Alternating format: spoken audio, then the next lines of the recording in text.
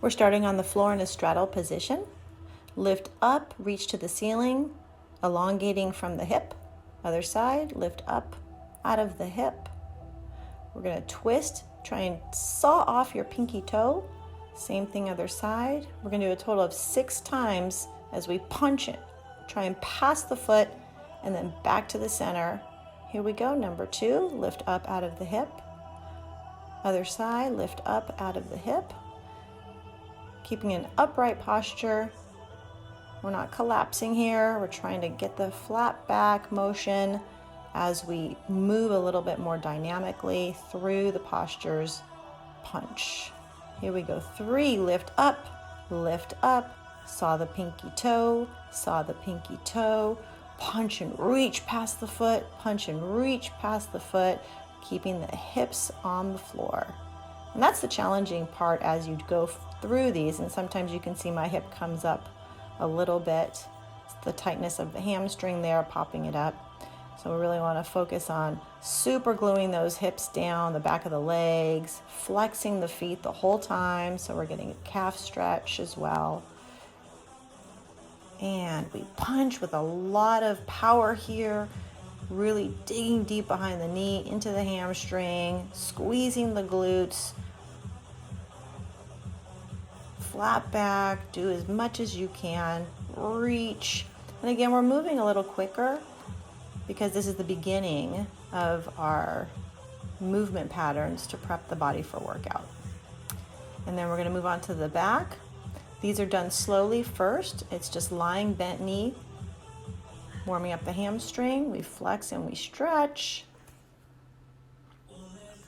And as always, we're engaging the abdominals. And then we're going to pick it up a little bit into a scissor where we use straight legs and tuck the chin.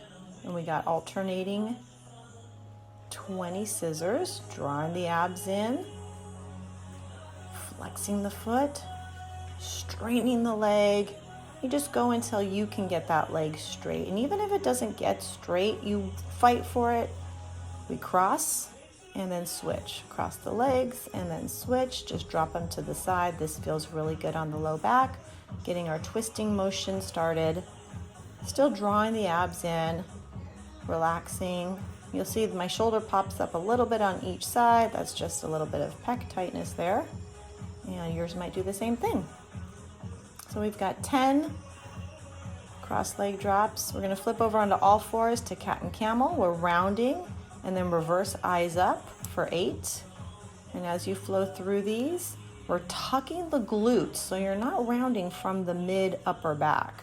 We're really squeezing the glutes for that tuck. It's coming from the sacrum, tailbone area. We want to get the low back to round up, not our mid and upper back.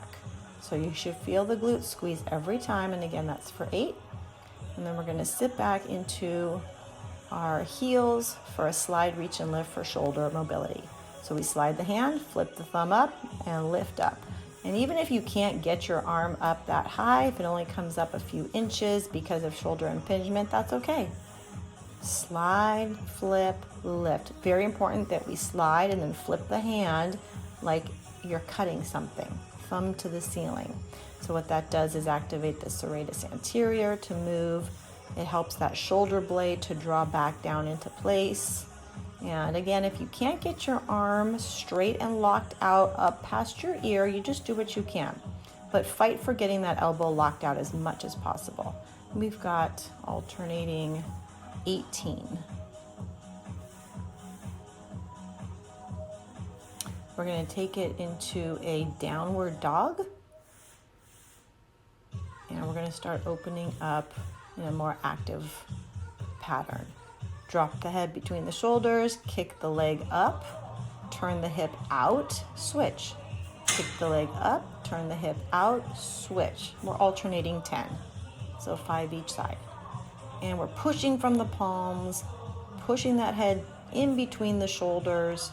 We're twisting, opening the hip up to the ceiling, squeezing the glute. And again, fight for getting those heels onto the floor. Use the hands, start the movement there. Then we're going to take it into a wide stance after our 10, and it's a supported windmill. So we twist, and notice the legs are staying straight, and we are twisting, trying to get that arm alignment as well, so it makes one line. And we're keeping the legs straight so that we work into the adductors, pushing the hips back. And again, you should be feeling pretty warm by now. We're alternating 10. IT band, we're going to step the left over the right and then drop to the side. We want to twist to the side. It's not to the front, but we twist to the side. And we are alternating 10. Front knee can soften, back leg has to stay straight. Shift the hips back. And if you feel really wobbly on these, it's okay to slow it down. Do as many as you need to. Even if you don't hit the floor today, this should be a goal. So this lets us know how tight that IT is. Again, you must twist to get to the IT band. Back leg straight, soft knee can be soft for balance, front knee can be soft for balance.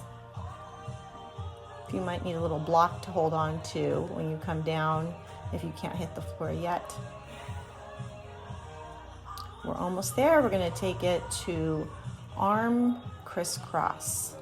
So we're just switching which arm comes on top, and we're letting those arms fly open, alternating 10. You want to keep them around shoulder height. Don't let them drop any lower. Opening the chest, opening the pecs. Now we're going to circle backwards for 10. And again, we got good posture. We're lifting upright, big full circles. Feel that shoulder joint, ball and socket joint. We're going to reverse it for 10. And we're going to feel the same motion, big full circles, bringing the hands together in the front. And your goal is to keep those elbows pretty straight. We've got 10. And then we're going to take our hands behind the back, interlace the fingers, and we just pump up for 10, the last 10. Abs are braced. Enjoy your workout.